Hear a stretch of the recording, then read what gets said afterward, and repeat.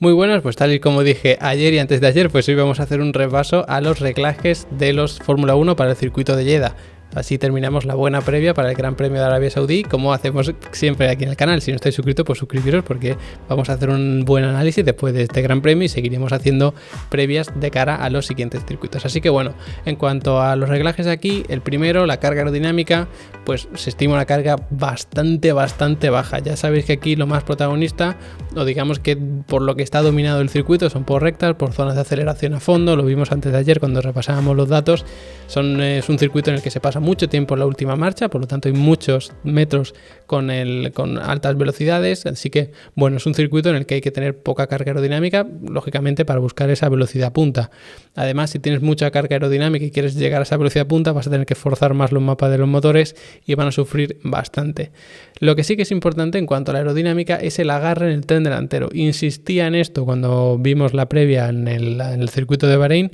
y aquí quizás sea incluso más importante, porque en el circuito de Bahrein pues teníamos subviraje en entrada curva lenta, sobreviraje en salida curva lenta. Ya sabéis que esto con el agarre en el tren delantero lo podíamos solucionar porque hacíamos el coche pues un poquito más estable, un poquito más fácil de pilotar, pero aquí es todavía quizá más importante. Vamos a tener muchos cambios de giro a altas velocidades y ahí el tren delantero es absolutamente fundamental. Necesitas mucha carga en ese tren delantero y con esto Fórmula 1 ya de por sí se está generando menos. Hay equipos que además tienen el alerón delantero muy alto, por lo tanto se puede estimar que generan todavía menos carga aerodinámica porque bueno, no tenemos esa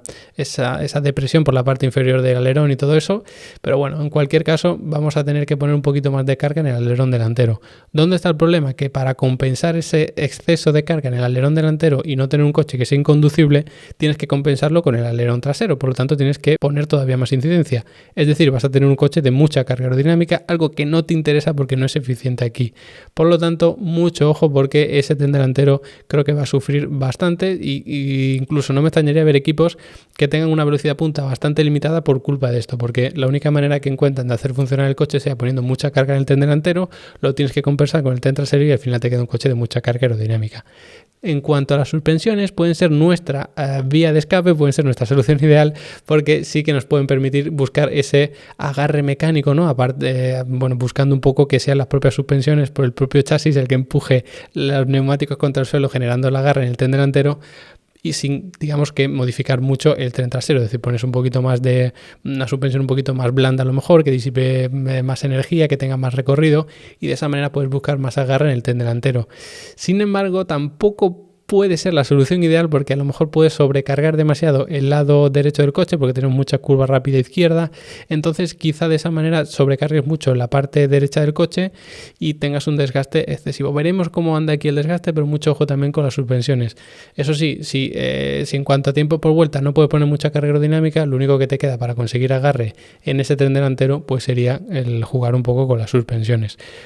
Que bueno, ya sabéis que hay muchos elementos, que si las barras anti-roll, que si los amortiguadores, que si los muelles, que si tal. Entonces bueno, ahí por lo menos sí que tenemos un poquito más de juego que con el tema aerodinámico, aunque por supuesto el alerón delantero no solo es pongo o inclino un poco más los alas del alerón un poco menos, sino que hay diferentes configuraciones de ala. De hecho los equipos tienen muchas configuraciones de ala, tanto delantera como trasera, y cada una de ellas a su vez se pueden hacer ciertos reglajes, ¿vale? Entonces bueno, hay otros reglajes que pueden ser aquí interesantes, por ejemplo el tema del diferencial, que también lo mencionamos aquí mucho. Pues hombre, aquí quizá no sea tan importante porque, por ejemplo, las curvas de baja velocidad, que es a rasgo general, insisto, se suele utilizar un poquito más, los reglajes del diferencial, pues no afectan tanto porque realmente tenemos la última curva como bastante cerrada y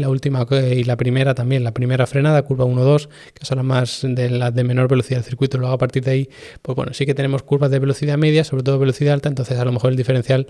quizá no es que pase un segundo plano, porque al final si coges una curva a fondo, el diferencial en aceleración, pues tiene que estar bloqueando los dos ruedas o desbloqueando en función de lo que busquemos, pero bueno, normalmente tú en curva rápida buscas sobre todo estabilidad. Eso se conseguiría en este caso pues bloqueando un poquito el diferencial, pero si eso te va a inducir cierto subviraje, pues vas a tener un problema. El subviraje de estos coches viene más en curva lenta, no tanto en curva rápida, así que no debería ser un problema. Y pasando a los frenos, que también es uno de los reglajes más importantes que tenemos aquí, pues hombre, el balance teóricamente debería estar un poquito más adelantado quizá para la última frenada y la primera, y luego un poquito más atrasado, de tal manera que en la primera frenada y en la última, por supuesto, tengas un coche más eficiente en frenada porque frenas un poquito el tren delantero y además más estable. Ojo, porque esa estabilidad te induce subvirajes en curva lenta, ya tienes ese subviraje de por sí por el concepto de coche que pesa mucho, que tiene poco agarre delante, todo eso puede ser un problema, pero normalmente en esta curva lenta a lo mejor buscas un poquito más de freno en la parte delantera. Y luego las curvas rápidas, que es verdad que si pisas mucho el freno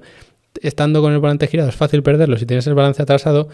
La idea es que con tocar un poquito, sabiendo que aquí no se va a frenar muy fuerte ya en el resto del circuito, solo en frenada la primera y la última, que tocando un poquito el pedal del freno el coche ya se te cruce un poco y eso se consigue atrasando sobre todo el balance de freno. Así que por eso quizás se busque un poquito de balance de freno bajo, ¿no? Que está más atrasado, y esto es algo además que se puede ver desde el volante, sobre todo cuando tenemos carreras nocturnas, pues es muy interesante ver cómo van moviendo ese numerito. Vemos un 55, un 56, un 58, pues eso suele ser el balance de freno y va a ser muy interesante cómo juegan con él, porque esto que os he contado, a lo mejor hay un equipo que hace lo contrario porque resulta que en cuanto pisa el acelerador en curva rápida el coche se le cruza y luego tiene muchísimo subviraje con el balance adelantado en curva lenta. Pues dicen, pues vale, pues vamos a hacer lo contrario porque esto no nos está funcionando. Atraso el balance de freno, aunque mi frenada sea menos eficiente para las curvas más lentas, porque así me va a ser más fácil meter el coche en curva, y luego aunque sea menos eficiente el balance adelantado en curva rápida, yo estoy más cómodo porque el coche es más estable. Pues también puede ser, ¿vale? Por eso digo siempre que depende mucho del coche que tengamos, pues vamos a buscar unos reglajes u otros. Vamos a tener muchos más reglajes, por supuesto, dentro de un coche de Fórmula 1, pero yo creo que estos pueden ser lo más interesante.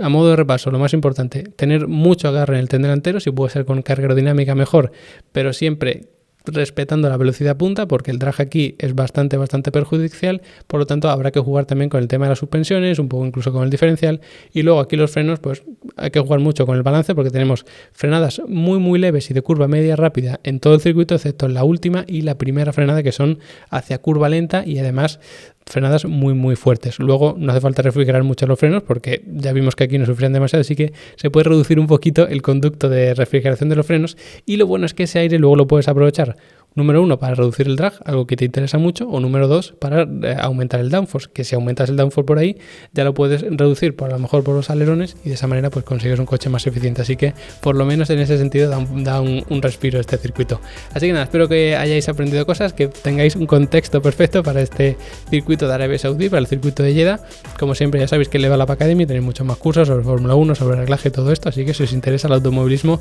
echadle un vistazo, que tengo muchísimos cursos allí online para que los podáis ver cuando queráis, aparte de descargas, un soporte para las dudas, certificados y todo eso, ¿vale? Agradeceros como siempre a todos los que estáis ya allí apuntados, a todos los que os habéis quedado hasta el final del vídeo, y nos vemos en el siguiente.